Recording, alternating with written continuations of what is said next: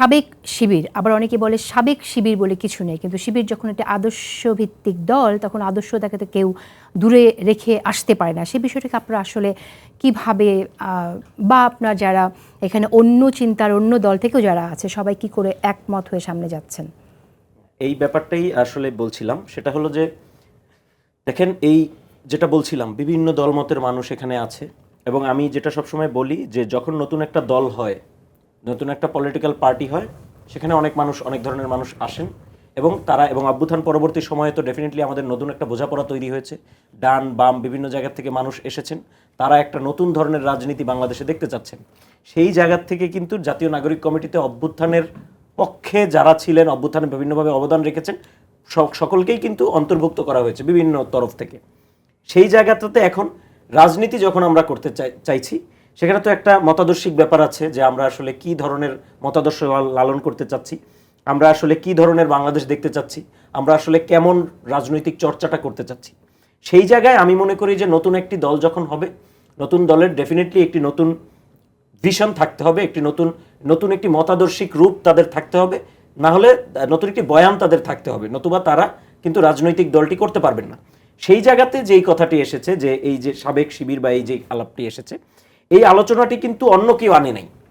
এই আলোচনাটি আমি মনে করি যে যারা আগে শিবির করেছেন, প্রথমত হলো যে সাবেক শিবির এটা হতেই পারে, কেউ হয়তো আগে একজন শিবির করেছেন, এখন তিনি হয়তো করেন না, এই ধরনের প্রচুর মানুষ পাওয়া যাবে বাংলাদেশে। এমনকি এই ধরনের মানুষ অন্যান্য অনেক দলেও পাওয়া যাবে, যে আগে হয়তো কোনো একটি দল করতেন, এখন আর সেই দলটি তিনি করেন না। এই ধরনের মানুষ সব দলেই পাওয়া যাবে কম বেশি। কিন্তু আমরা যে এমনটা শুনি যে আগে শিবির করতে বলে তাকে সাবেক শিবির ট্যাগের জন্য তাকে পদ পেতে যুদ্ধ করতে হচ্ছে, এটাও একটু আমাদের বলেন।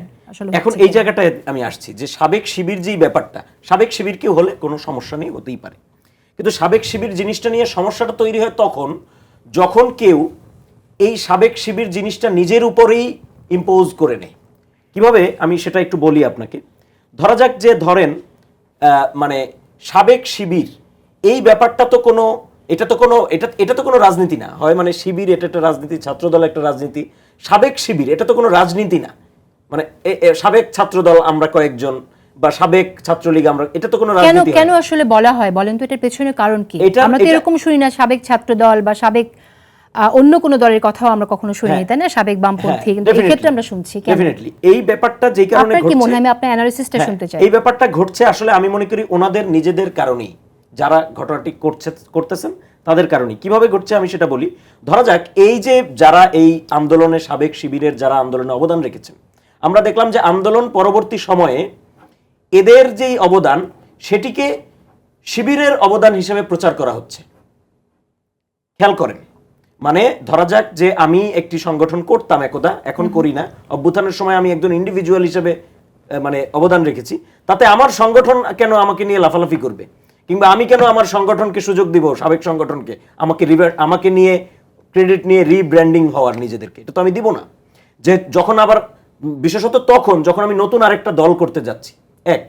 সেকেন্ড হলো যে এই সাবেক শিবির করেছেন এই ধরনের অনেকে ফেসবুকে পোস্ট দিয়েছেন, বা তাদের দায়িত্বশীল জায়গা থেকে তারা বলেছেন যে নতুন দিনের রাজনীতি হবে সাবেক শিবিরদের রাজনীতি। এই যে কথাটা ওনারা বলেছেন, এই কথাটার সাথে আমি খুব স্ট্রংলি দ্বিমত করি।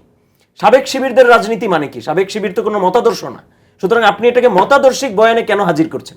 নতুন দিনের রাজনীতি হবে নতুন দিনের তরুণদের রাজনীতি, এটা সাবেক শিবিরদের রাজনীতি এভাবে ফ্রেমিং কেন করা হবে? এটা হলো আমার সেকেন্ড কোশ্চেন, যে কারণে সমস্যাগুলি হচ্ছে।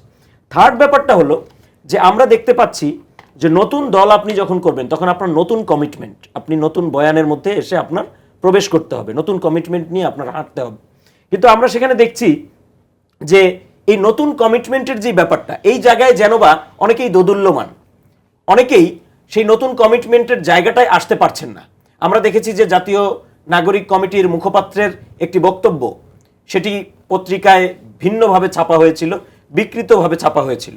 সেই বক্তব্যটিকে কেন্দ্র করে অনেক ধরনের জল ঘোলা করা হয়েছে, তাকে ইসলাম বিদ্বেষী এবং আরও বিভিন্ন ধরনের তকমা দেওয়া হয়েছে। সুতরাং এই যে ঘটনাগুলি, এই ঘটনাগুলি আসলে কোনো পজিটিভ সাইন বহন করে না। এবং আমরা মনে করি যে কেউ যদি কোনো সংগঠনের সাবেকও হয়, নতুন সংগঠন করতে আসলে আপনি নতুন সংগঠনের পক্ষে কাজ করবেন, নতুন সংগঠনের হয়ে কাজ করবেন, নতুন সংগঠনের বয়ানের ভিত্তিতেই আপনার কাজ করতে হবে। আপনি তো আপনার পুরাতন সংগঠন বা এই বয়ানে সাবেক না, আমরা আরো একটা কথা শুনি, সুপ্ত এবং গুপ্ত, এটা কেন নাসির আপনি আমাকে বলেন। আমি জাস্ট 2 মিনিটে একটু শেষ করি নাসির ভাই বলার আগে। নাসির ভাই নিশ্চয়ই বলবেন, দীর্ঘদিন রাজনীতি করেন।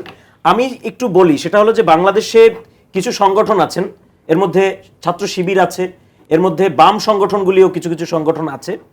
আদর্শিক যে ইডিওলজিক্যাল যে সংগঠনগুলি, ওনাদের অনেক আগের থেকে, এটা শুধু আপনি আজকে বামধারার যারা ছাত্র রাজনীতি করছে তাদের ভেতরেও আছে, এটা আদর্শিক রাজনীতি করছে তারা। এই আদর্শিক রাজনীতির একটা মডেল আছে, গুপ্ত রাজনীতির মডেল। সেটা অনেক আগের থেকে কিন্তু চলে আসছে।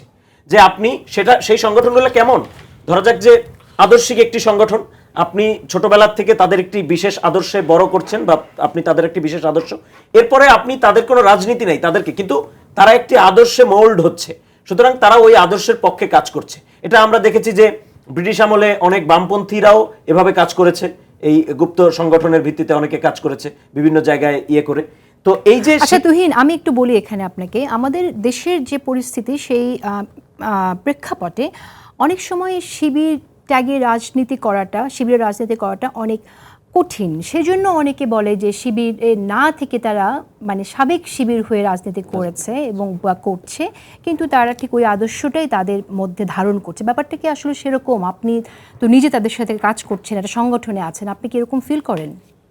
আমি মনে করি যে এই যে তাদের যেই গ্রুমিংটা হচ্ছে, মানে যেই ইয়েটা হচ্ছে, এরপরে ধরেন যে এইটা একরকমের ক্যাডার, মানে এই যে এই ইডিওলজিক্যাল যে রাজনীতি, এটার একটা সমস্যা হলো এটা, আপনি যখন ওপেন রাজনীতি করছেন না, গণতান্ত্রিক রাজনীতি বলছি তো আমরা, কিন্তু আপনি যখন গণতান্ত্রিক, যেটা এটা শিবিরের মধ্যেও এটা ওপেন সমালোচনা আছে, তাদের রাজনীতির মডেল হলো বিপ্লবী রাজনীতির মডেল, যেটাকে আমরা বলি রেভলিউশনারি পলিটিক্স, কিন্তু তারা করে গণতান্ত্রিক রাজনীতি। রেভলিউশনারি পলিটিক্সের মধ্যে কিন্তু অনেক ব্যাপার থাকে, গুপ্ত সংগঠন, মানে কি বলে ভ্যানগার্ড, তারপর রেয়ার গার্ড, অনেক ব্যাপার স্যাপার থাকে, একটা অংশ থাকে অন্যান্য জায়গায় গুপ্ত হয়ে কাজ করে, এটা হলো রেভলিউশনারি মডেল। তো এই রেভলিউশনারি লেনিনিস্ট মডেলে পার্টি করবেন, কিন্তু করবেন গণতান্ত্রিক রাজনীতি, এটা সবসময় ক্ল্যাশ হয়। এইটা আমি মনে করি যে ছাত্র শিবিরের প্রধান সমস্যা। এখন সেকেন্ড, আপনি যেটা বললেন যে অত্যাচারিত হয় তারা, বা এতে অত্যাচারিত তারা গত 15 বছর হয়েছে, আমরা প্রতিবাদ করেছি। আমি নিজে শিবির ট্যাগ দিয়ে আমাকে ছাত্রলীগ পুলিশে তুলে দিয়েছে। আমি যখন ফার্স্ট ইয়ারে পড়ি তখন শিবির ট্যাগ দিয়ে আমাকে পুলিশে দেওয়া হয়েছে। ছাত্রলীগের একটি হল শাখার সেক্রেটারি, তিনি এই কাজটি করেছেন। আমি নিজে নির্যাতিত এই ট্যাগে। তো সেটা তারা সে সময় ছিল, কিন্তু এখন কি পরিস্থিতি, এখন কেন তাদেরকে এই গুপ্ততার মধ্যে থাকতে হবে? এবং তারা, আমরা দেখেছি যে ছাত্রলীগে তারা অনেকে পদ নিয়েছে, পদবি নিয়েছে, সেখানে ছাত্রলীগের মানে ছিল তারা ছাত্রলীগের মধ্যে, কিন্তু পদ পদবি নেওয়ার তাদের কি দরকার?